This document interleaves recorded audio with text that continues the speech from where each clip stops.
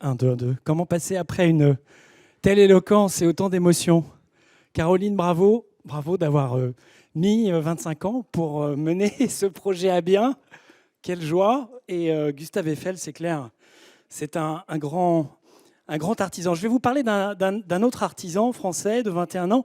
Juste avant, je voudrais vous dire que pour moi, les industries créatives et culturelles, c'est surtout, et je crois qu'on le voit depuis, en tout cas que moi je suis arrivé, c'est des individus créatifs et culturels.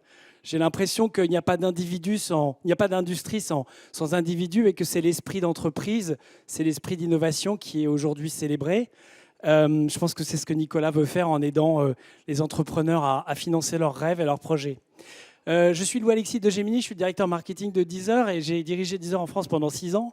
Je viens pour représenter 500 personnes qui sont des artisans du streaming. Le streaming est une industrie qui est française. Daniel avait 21 ans en mars 2007 lorsqu'il a créé Deezer, non pas dans un garage comme Steve Jobs, mais dans une cuisine, celle de Xavier Niel, qui était un peu son parrain à l'époque.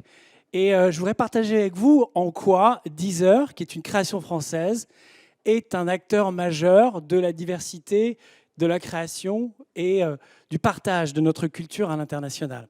Ce qui est extraordinaire grâce à la technologie, au digital, c'est que d'une petite pièce à Paris, en codant, Daniel a créé ce qui est devenu Deezer et ce qui est devenu le streaming.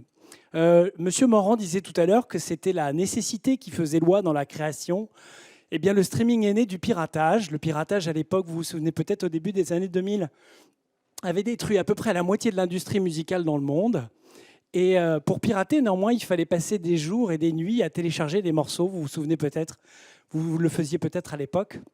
Daniel a eu cette idée assez géniale de se dire je ne vais pas télécharger un morceau pendant des heures dans un device sur lequel le son sera de piètre qualité. Je vais laisser sur Internet, dans quelque chose qui ne s'appelait pas encore le cloud, de la musique. Je vais la réunir et je vais donner accès à cette musique à des gens qui pourront l'écouter chez eux sur leur ordinateur. Mars 2007, le streaming est une création française et je pense que c'est important de le souligner aujourd'hui. Pourquoi Deezer joue un rôle dans ce débat aujourd'hui? Pour différentes raisons. D'abord parce que nous sommes des artisans, pas des industriels. Deuxièmement, parce que ce sont grâce à des industriels que nous nous sommes déployés en France et à l'étranger. Et là, c'est un point que j'aurais partagé avec vous, c'est que je pense que les talents individuels, c'est ce qu'exprimait la personne juste avant moi, mais aussi Jean-Jacques Hano tout à l'heure, c'est le pouvoir de dire oui plutôt que le pouvoir de dire non.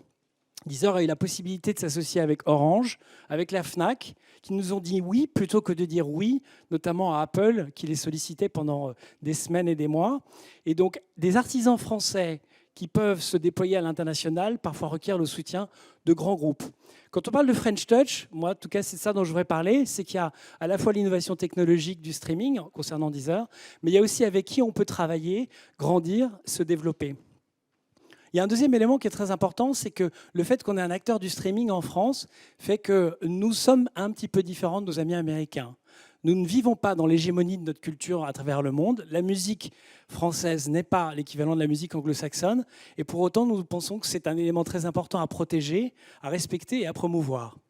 Conséquence de quoi, dans le monde de la data, des algorithmes, à un moment où nous sommes quand même tous abreuvés par des algorithmes qui sont fabriqués plutôt du côté de Palo Alto, le fait qu'il y ait 500 fous, originaux, décalés, français et étrangers d'ailleurs, qui créent des manières d'écouter de la musique et de la recommander à la française me paraît fondamental dans un monde d'une globalisation culturelle qui finit quand même par écraser un petit peu les spécificités locales.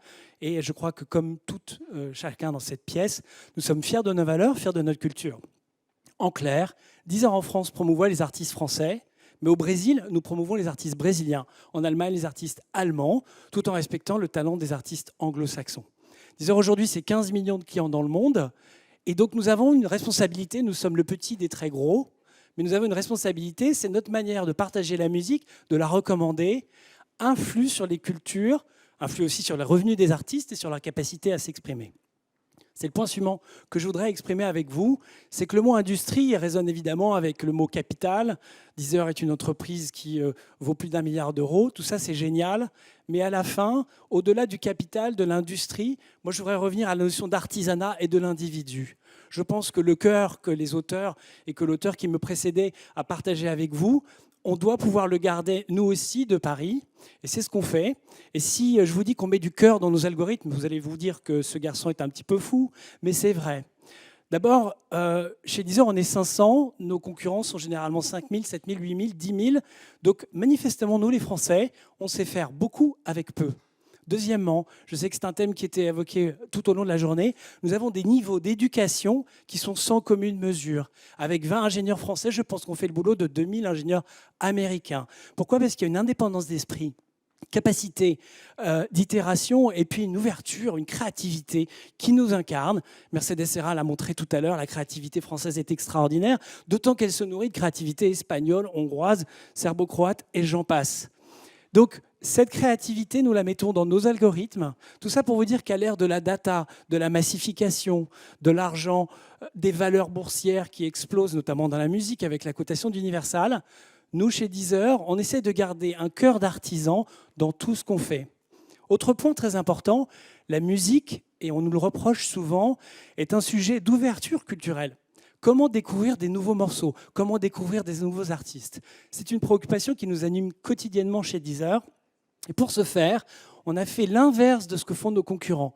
On a décidé que la curation musicale chez Deezer, elle est faite par des êtres humains. On a 40 personnes en France, à Paris, à Berlin, à Londres, à Sao Paulo, à Miami, à Bogota, qui écoutent de la musique, qui font des playlists. Nos algorithmes sont fabriqués par nos équipes, mais lorsqu'ils travaillent, ils sont d'abord nourris par le goût et les oreilles et le cœur de nos équipes qui sont à travers le monde. Dernier point peut-être pour évoquer ce que c'est pour moi la French Touch, c'est-à-dire comment nous, on fait du streaming à la française et pas à l'anglo-saxonne, ce dont je suis particulièrement fier. Et je ne suis que l'incarnant de 500 personnes et de Daniel qui a eu cette idée géniale il y a 14 ans. Eh bien, dernier point, savez-vous que lorsque vous payez 10 € à votre abonnement de streaming, en espérant que c'est plutôt pour Deezer que ses concurrents, savez-vous que pour l'essentiel de ceux qui sont dans cette pièce, votre argent ne va pas aux artistes que vous écoutez ? Vous êtes au courant de ça ou pas ? Vous savez que vos 10 €, à peu près, sur vos 10 €, on en reverse 7 € à l'industrie musicale. Mais combien d'entre vous écoutent des artistes pour lesquels vos 7 €, effectivement, finissent chez eux ? Très peu. Je vous explique pourquoi. Quand on a créé le streaming en 2007, d'abord Deezer, puis Spotify, on a négocié avec l'industrie musicale des accords et, faute de mieux, on a créé la notion du pot commun. Le pot commun, c'est quoi ? C'est que tout l'argent qui revient à l'industrie de la musique, les producteurs, les éditeurs, les artistes et les auteurs-compositeurs, est mis dans un pot commun chez Deezer, chez Spotify aussi, et il est réparti en fonction du volume d'écoute de chaque chanson.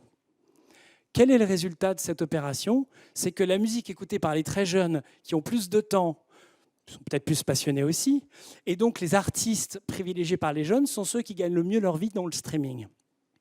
Une sorte de caractéristique un petit peu étonnante, un phénomène de jeunisme qui fait que lorsque plus on est vieux, moins on a de temps, moins on écoute et donc moins on soutient ces artistes. Je vous rappelle qu'à l'époque, quand vous achetiez un CD, l'argent de votre CD allait aux artistes que vous écoutiez.